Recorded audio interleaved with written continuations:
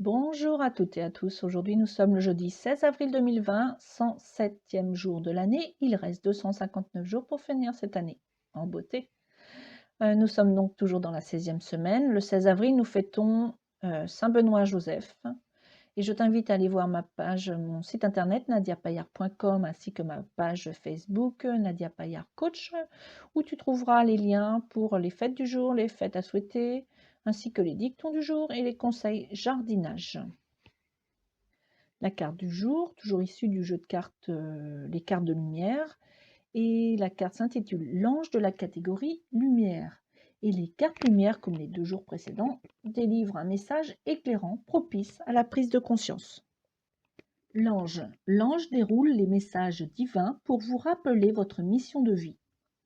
Votre ange vous reconnecte à votre nature profonde afin de vous recentrer sur ce qui est essentiel pour vous. Symbolique. L'ange représente la protection et la guidance. Il nous rappelle que nous avons le potentiel nécessaire pour faire face à nos ombres dans les moments de doute. Il nous reconnecte à notre mission. Il peut aller chercher des informations plus haut dans l'univers divin car il fait le lien entre les sphères spirituelles élevées et la terre. Il enseigne l'essentiel de ce que l'on est prêt à comprendre aujourd'hui sous forme de messages qui surgissent intuitivement dans la vie de tous les jours. Interprétation. Cette carte dans votre tirage vous rappelle que votre ange gardien vous protège nuit et jour. Il vous guide afin que vous preniez les meilleures décisions, celles qui vous permettront d'être vraiment vous-même.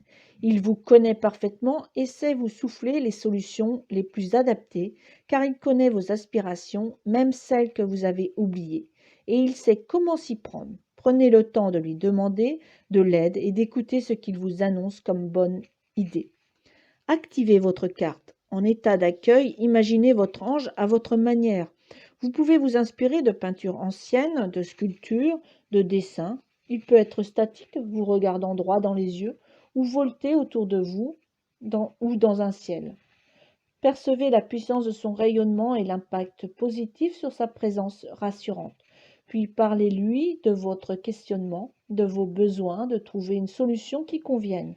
Ensuite, suivez votre ange du regard jusqu'au moment où vous sentirez à votre manière que quelque chose d'important se passe.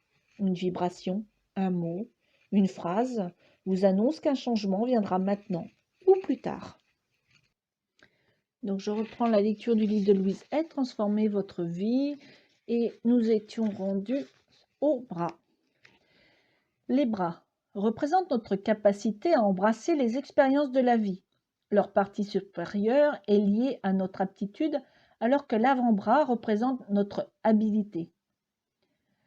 Nous stockons nos anciennes émotions dans nos articulations. Les coudes représentent notre capacité à changer de direction. Changez-vous facilement de direction dans votre vie ou êtes-vous bloqué par de vieilles émotions?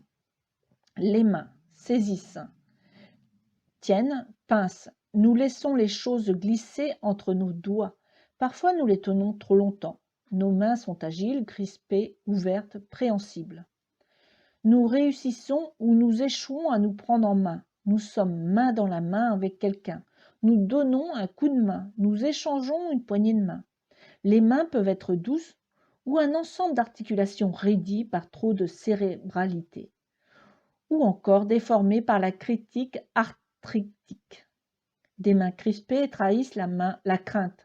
Crainte de perdre, crainte de n'avoir jamais assez, crainte qu'il partira si vous ne le retenez pas. Qui trop embrasse, mal étreint. Une étreinte trop forte fera fuir l'autre. Des mains refermées ne peuvent rien saisir de neuf. On obtient un sentiment d'ouverture et de relâchement en secouant vigoureusement les mains totalement détendues. Ce qui vous appartient ne peut vous être retiré, alors détendez-vous. Les doigts ont chacun une signification. Les problèmes qui y sont liés indiquent ce que vous devez détendre et éliminer. Si vous vous coupez l'index, il existe probablement au moment de l'incident de la crainte et de la colère concernant votre ego. Le pouce est lié au mental et représente l'inquiétude. L'index représente l'ego et la crainte. Le médius est lié à la sexualité et à la colère. Si vous vous trouvez en colère, tenez-vous le médius jusqu'à ce qu'elle disparaisse. Tenez-vous le médius droit si vous êtes fâché contre un homme, Le gauche si vous l'êtes contre une femme. L'annulaire représente les unions et le chagrin. Le petit doigt, la famille et la simulation. Le dos représente notre système de soutien. Les problèmes l'affectant signifient généralement que nous ressentons un manque de soutien. Nous pensons trop souvent n'être soutenus que par notre famille, notre conjoint ou notre travail. En réalité, l'univers entier, la vie même nous soutiennent. La partie supérieure du dos est liée au sentiment de manque de soutien. Mon mari, ma femme, mon amant, mon ami, mon patron ne me comprend pas ou ne m'appuie pas. Le milieu du dos concerne la culpabilité, tout ce qui se trouve derrière nous. N'osez-vous pas voir ce qui est derrière votre dos ou y dissimulez-vous quelque chose? Sentez-vous comme la menace d'un couteau entre les omoplates? Avez-vous l'impression d'être au bout de vos forces? Votre situation financière est-elle très mauvaise? Vous faites-vous trop de soucis à son propos? Le cas échéant, votre dos vous fait probablement souffrir. Quel que soit le niveau de votre compte en banque, la crainte ou le manque d'argent peuvent aussi causer des douleurs dans cette zone. Tant de gens estiment que l'argent constitue ce qu'il y a de plus important au monde et que nous ne pourrions pas nous en passer. Ils se trompent lourdement. Il existe quelque chose de beaucoup plus important, indispensable à la vie, notre respiration. Notre respiration est capitale, pourtant nous ne nous en soucions guère. Il suffit pourtant de l'interrompre pendant quelques minutes pour nous mourir. Si la puissance qui nous a créés nous a dotés d'un système respiratoire qui fonctionnera aussi longtemps que nous vivrons, pourquoi ne nous donnerait-elle pas les autres éléments nécessaires à la vie? Fin de la lecture pour aujourd'hui. Prends bien soin de toi et de tes proches. Je te souhaite une magnifique, une merveilleuse, tout ce que tu veux pour cette journée. Mais surtout dans la joie et la bonne humeur. Je te dis à demain.